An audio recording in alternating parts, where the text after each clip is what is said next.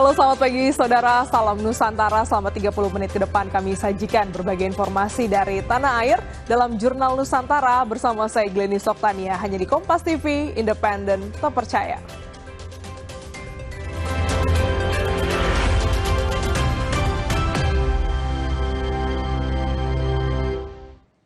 Saudara, sebuah bengkel motor dan warung sembako di Kecamatan Cikupa, Tangerang, Banten hangus terbakar pada Sabtu sore.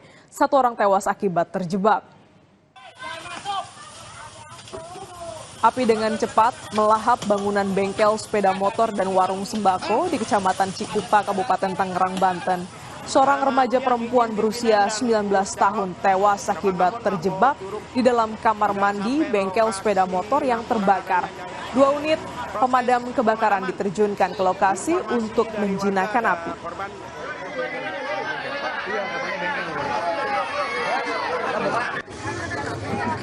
Bengkel sama sembako atau warung Madura? Bengkel apa? Bengkel kendaraan bermotor. Kalau korban jiwa ada jenis kelamin perempuan. Saudara, kebakaran terjadi di Palembang Indah Mall pada Sabtu malam. Api diduga berasal dari salah satu restoran dalam mall. Kepulan asap tebal dan kobaran api membuat pengunjung serta karyawan mal berhamburan menyelamatkan diri keluar gedung. Kebakaran bermula dari asap yang muncul di mesin pembuangan udara restoran, kemudian menyebar ke instalasi listrik hingga menimbulkan percikan api. Api berhasil dipadamkan sekitar 30 menit setelah kejadian. Kebakaran! Sementara ini belum ada, tapi api sudah berhasil kita padamkan. Jeep wisata yang mengangkut rombongan wisatawan mengalami kecelakaan di kawasan Gunung Bromo, Jawa Timur. 2 orang tewas dalam peristiwa ini.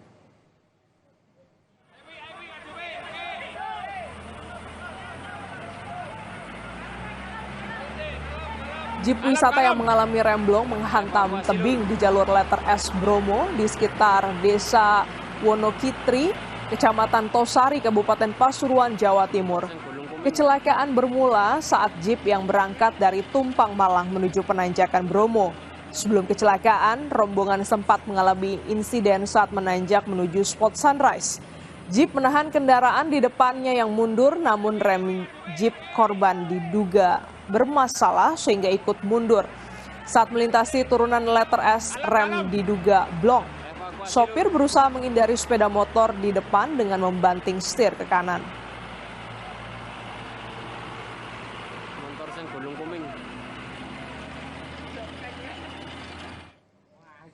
Akibat peristiwa ini, saudara, sopir dan 1 penumpang tewas. Sementara 3 korban lainnya terluka akibat peristiwa ini. Polisi telah melakukan olah TKP untuk memastikan penyebab kecelakaan.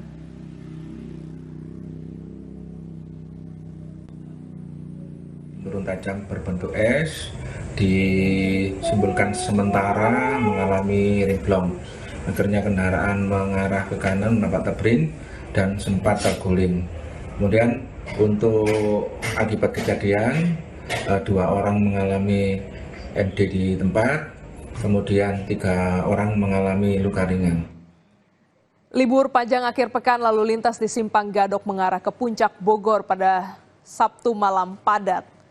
Lebih dari 30.000 kendaraan mengarah ke Puncak Bogor, di mana saat lalu lintas juga diberlakukan. Maksud kami, lalu lintas sudah dilakukan penormalan baik dari arah Jakarta maupun mengarah ke puncak. Namun persiapan rekayasa lalu lintas one way tetap disiagakan jika terjadi peningkatan jumlah kendaraan.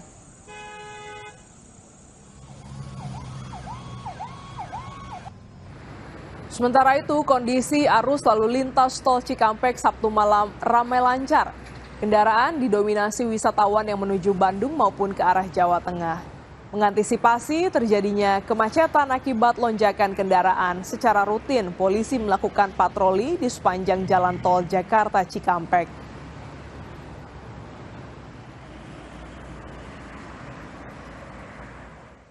Sempat terjadi antrean sepanjang 1 km lalu lintas di gerbang tol Paster Bandung mulai normal pada Sabtu malam. Jasa Marga mencatat 36.000 kendaraan masuk ke kota Bandung melalui gerbang tol Paster, di mana pengendara diimbau mengisi saldo kartu elektronik agar tidak terjadi penumpukan di gerbang tol.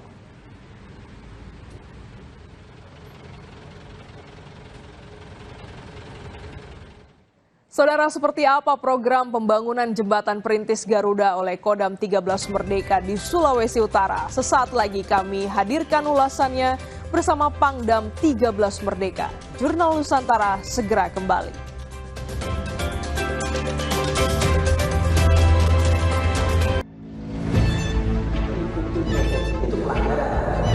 Zamannya sekarang perilaku korupsi ada di BUMN kita. Jangan lompat ke kesimpulan tanpa menjelaskan dirinya. Gaji tidak naik kan? Hanya 5.000 orang. Bahwa hal tersebut tidak boleh. Bola Liar setiap Jumat pukul 8:30 malam live di Kompas TV. Ketahui berita dan informasi seputar kekhasan, gagasan, tantangan, serta inovasi di 38 provinsi dan 514 kabupaten kota di seluruh tanah air yang terajut menjadi inspirasi bagi bangsa. Berbagai informasi aktual dan menarik dari berbagai daerah di tanah air dalam Jurnal Nusantara. Ikuti Jurnal Nusantara setiap hari pukul 6:30 pagi, live di Kompas TV. Di Kompas TV.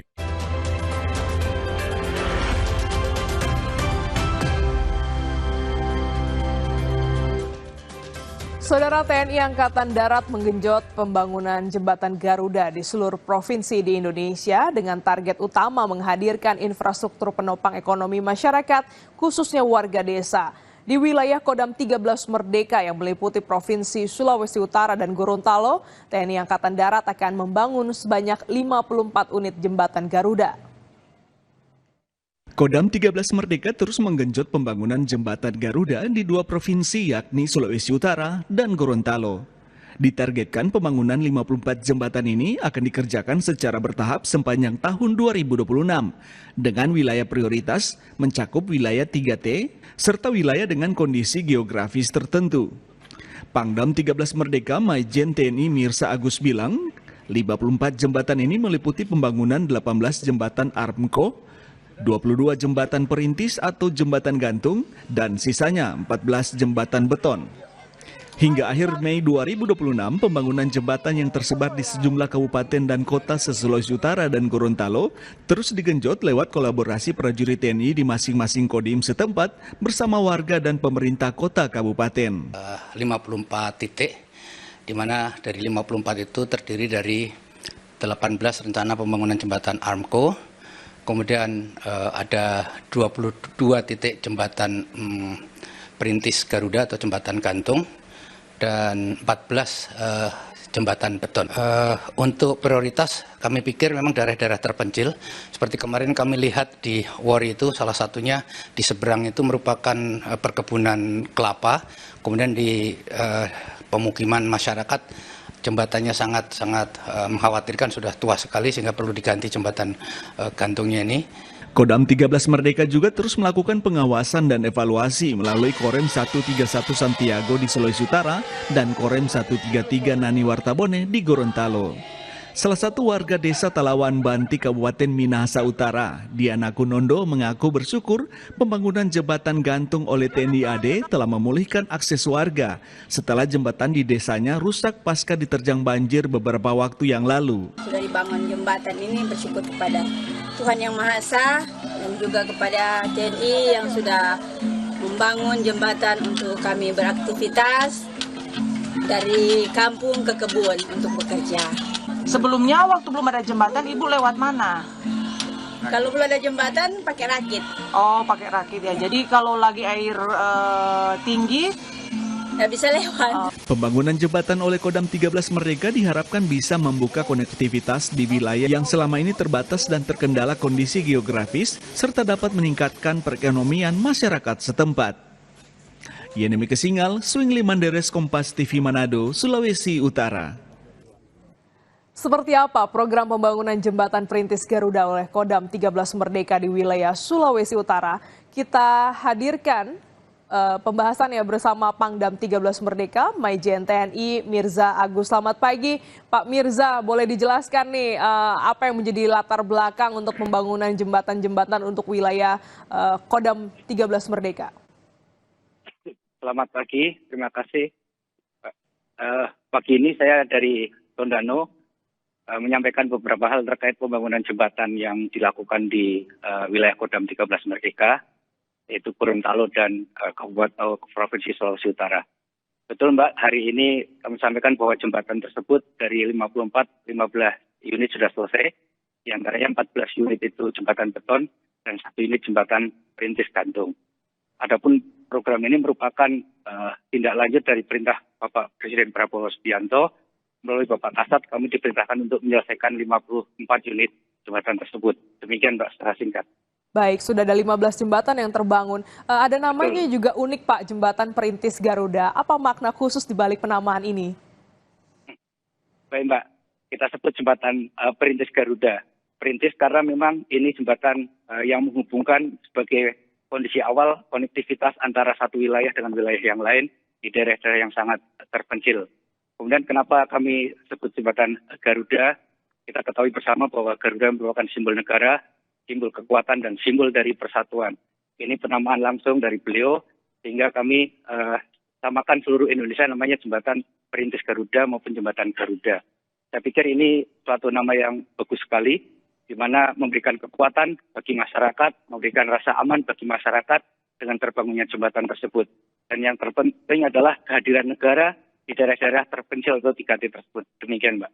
Baik, ada rencananya ada 54 wilayah mana saja yang mendapat program jembatan perintis Garuda ini, dan adakah kriteria khusus Pak?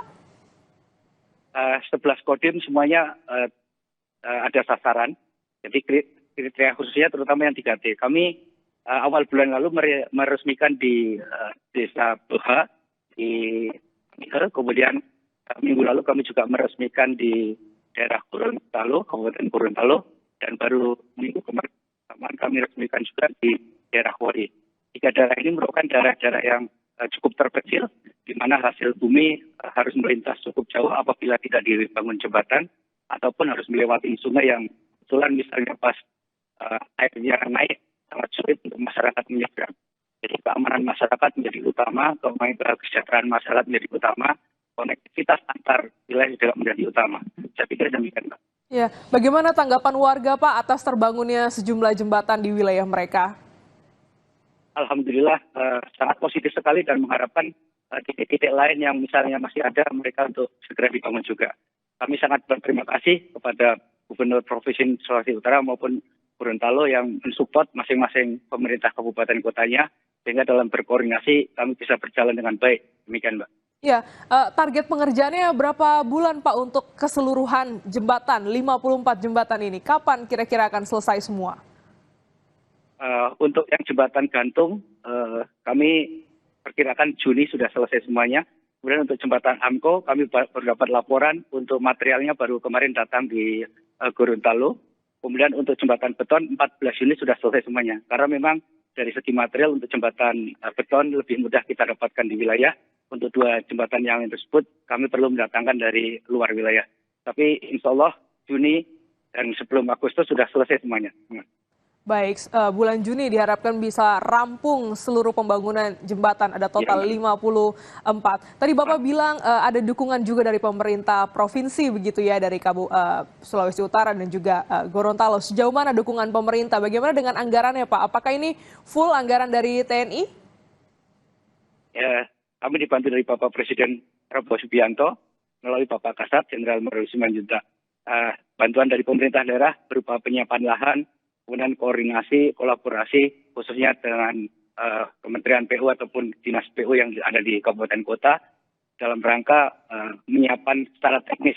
Selain itu, tenaga dari kami dari Bidam, Senikodam maupun dari Batalion Yonif Teritorial Pembangunan yang cukup masif dibangun saat ini, personel tersebut sangat membantu kami untuk mempercepat pengerjaan dari semua jembatan tersebut. Terakhir, bagaimana juga bentuk gotong royong dengan warga, Pak? Apakah juga masyarakat dilibatkan untuk pembangunan jembatan ini? Betul, ini sistem padat karya, sehingga masing-masing wilayah, khususnya masyarakat, melalui hukum tua atau kepala desa, kami sangat terbantu. Kehadiran masyarakat ini sangat mempercepat proses pembangunan. Dan tentunya kemanunggalan TNI rakyat bisa kita wujudkan, karena secara bersama-sama, anggota kami dan masyarakat sekitar mengerjakan semua jenis jembatan tersebut. Jadi ini tidak hanya TNI, tidak hanya pemerintah provinsi, tapi masyarakat sekitar yang merasakan manfaat juga turut membantu agar pembangunan jembatan bisa segera rampung. Baik, ini kita harapkan bisa segera rampung untuk bulan Juni. Dan terakhir, Bapak, bagaimana harapan Kodam 13 Merdeka atas pembangunan ini?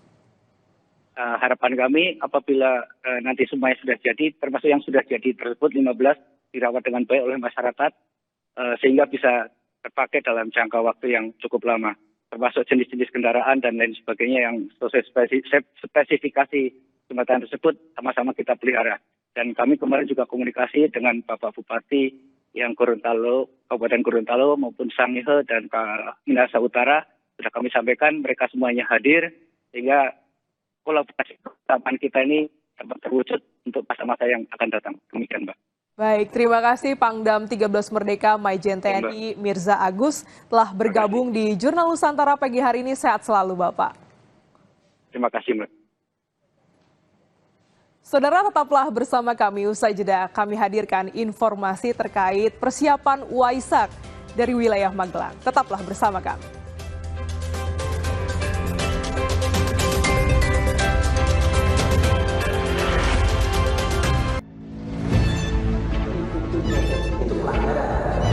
Zamannya sekarang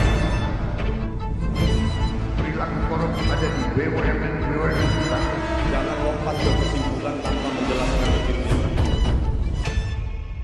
Saya anak buahnya Prabowo. Gaji tidak naik ya? Hanya 5.000 orang. Bahwa hal tersebut tidak boleh. Bola Liar setiap Jumat pukul 8:30 malam live di Kompas TV. Ketahui berita dan informasi seputar kekhasan, gagasan, tantangan, serta inovasi di 38 provinsi dan 514 kabupaten kota di seluruh tanah air yang terajut menjadi inspirasi bagi bangsa. Berbagai informasi aktual dan menarik dari berbagai daerah di tanah air dalam Jurnal Nusantara. Ikuti Jurnal Nusantara setiap hari pukul 6:30 pagi, live di Kompas TV.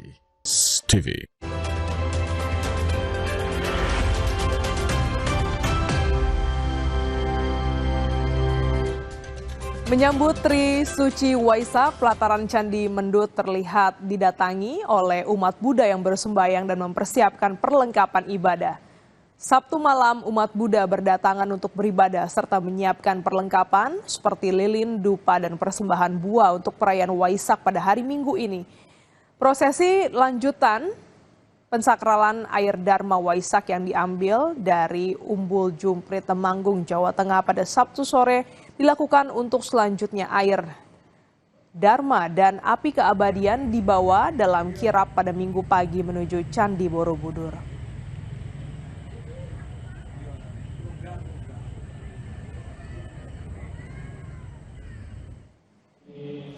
Sementara itu, suasana hikmat menyelimuti Mahavihara Dharma Kirti, Palembang, Sumatera Selatan menjelang perayaan Tri Suci Waisak. Umat Buddha berkumpul untuk melaksanakan tradisi tahunan, berdoa dan menyalakan pelita Waisak. Kepala Wihara Dharma Kirti Palembang menjelaskan penyalaan pelita memiliki makna mendalam. Dengan tibanya Hari Raya Waisak, kehidupan umat akan selalu diterangi oleh cahaya Dharma atau ajaran Buddha. Buddha akan selalu diterangi oleh pelita Dharma Sang Buddha. Sehingga Dharma, ajaran Buddha, akan menjadi tuntunan hidup dalam perjalanan sehari-hari. Supaya kita tidak lari, tetap berjalan di dalam Dharma sesuai dengan ajaran Buddha. Ribuan warga memadati alun-alun Pandeglang untuk menyaksikan Lomba Gebrak Ngadu Beduk 2026. Ajang ini menjadi wujud pelestarian budaya sekaligus mempererat kebersamaan masyarakat.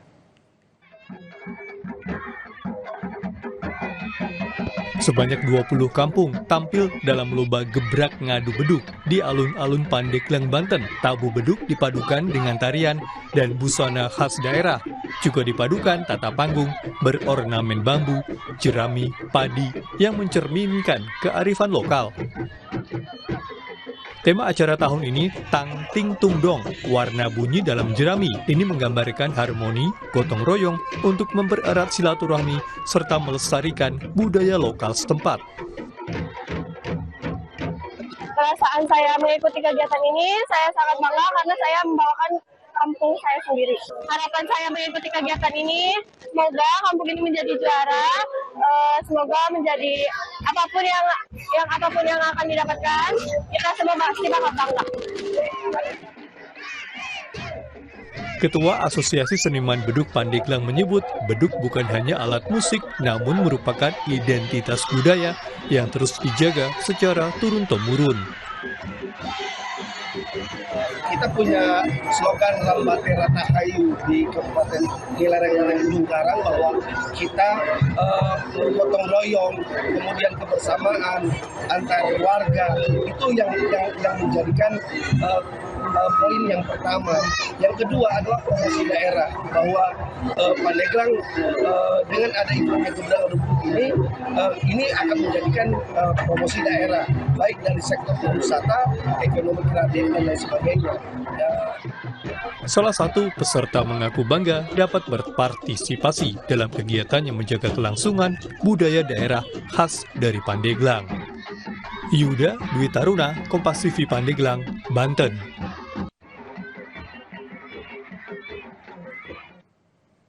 Saudara, kami akhiri Jurnal Nusantara. Sesaat lagi Anda akan menyaksikan Sapa Indonesia Pagi. Saya Glenis Oktania, terima kasih. Sampai jumpa.